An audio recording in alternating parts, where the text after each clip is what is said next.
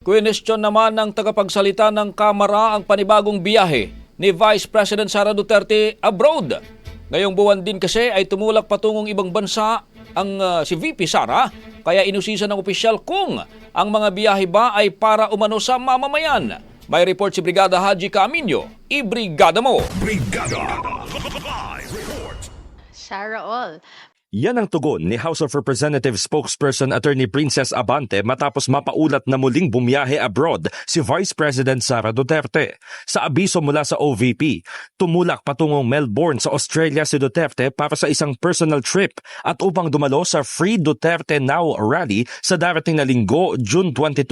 Umalis ng bansa si VP Sara noong Martes ng hating gabi at dumating sa Australia noong Miyerkules. Sa pulong balitaan, kinwestiyon ni Abante kung ito ba ay opisyal o personal na biyahe ng Vice Presidente.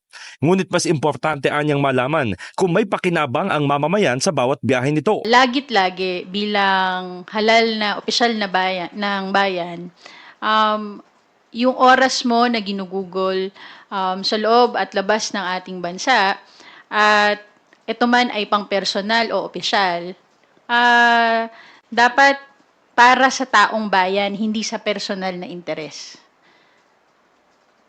Para hindi nasasayang ang tiwala, ang pondo at binigay na mandato ng Pilipino sa atin.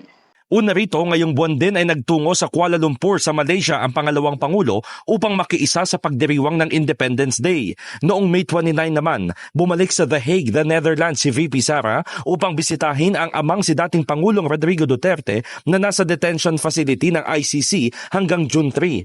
Doon din siya nagdiwang ng kaarawan noong May 31. Samantala, sa darating na Miyerkules, June 25, pangungunahan naman ng Office of the Vice President ang kasarilayaan sa San Fernando, Pampanga.